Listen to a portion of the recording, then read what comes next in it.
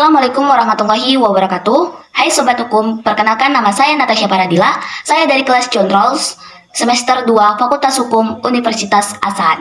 Baik, di sini saya akan membawakan materi yang berjudul Etika Digital. Saya terlebih dahulu akan menjelaskan tentang etis bermedia digital. Mengapa harus etis? Perkembangan komunikasi digital memiliki karakteristik komunikasi global yang melintas batas-batas geografis dan batas-batas budaya. Sementara, setiap batas-batas geografis dan budaya juga memiliki batasan etika yang berbeda. Setiap negara, bahkan daerah memiliki etika sendiri. Begitu pula, setiap generasi memiliki etika sendiri. Misalnya, soal privasi, masyarakat kolektif seperti masyarakat Indonesia merasa tidak masalah bercerita tentang penyakit yang diderita di media sosial atau menunjukkan kehangatan suatu hubungan di media sosial. Tetapi belum tentu itu dirasakan nyaman oleh masyarakat individualistik. Para orang tua bisa saja merasa biasa, bahkan bangga bercerita tentang anak-anaknya, namun belum tentu anak-anaknya nyaman dengan kisah yang diceritakan oleh orang tuanya di media sosial. Begitu juga interaksi digital antara gender dan antara golongan sosial lainnya. Semuanya akan muncul persoalan-persoalan etika. Artinya dalam ruangan digital, ketika akan berinteraksi dan berkomunikasi dengan berbagai perbedaan kultural tersebut, sehingga sangat mungkin pertemuan secara global tersebut akan menciptakan standar baru tentang etika. Sebagai gambaran, bagaimana media digital telah menyatukan batas-batas geografis dan budaya, bisa dilihat dari kata-kata berikut. Bisa dilihat gambaran di samping yang menjelaskan bagaimana gambaran media digital telah menyatukan batas-batas geografis dan budaya.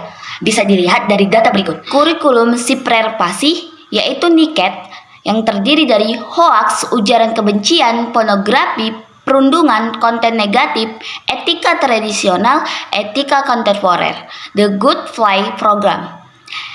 Penuh kesadaran, integritas, jujur, bertanggung jawab, kebijakan, interaksi, partisipasi, dan kolaborasi, interaksi dan transaksi elektronik. Ada 10 kompetensi literasi digital spesialis, yaitu kompetensi analis, kompetensi verifikasi, evaluasi, partisipasi, dan kolaborasi. Kompetensi partisipasi dan kolaborasi, kompetensi akses verifikasi, ruang digital, media digital.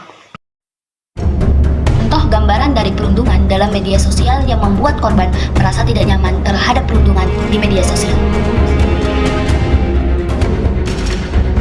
Baik, kita akan memasuki materi kedua yang menjelaskan tentang dalam etika digital juga kita harus mewaspadai konten negatif. Seperti apa dalam dunia digital? Apa aja sih konten negatif itu?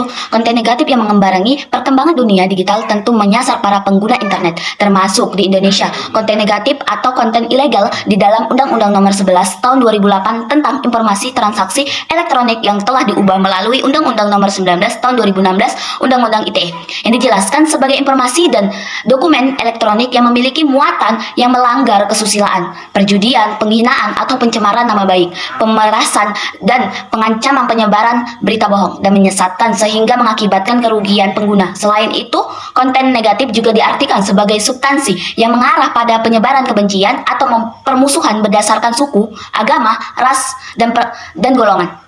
Konten negatif muncul karena motivasi pembuatannya yang memiliki kepentingan ekonomi, mencari uang, politik yang menjatuhkan kelompok politik tertentu, mencari kambing hitam, dan memecah belahkan masyarakat berkaitan suku, agama, ras, dan antar golongan sara.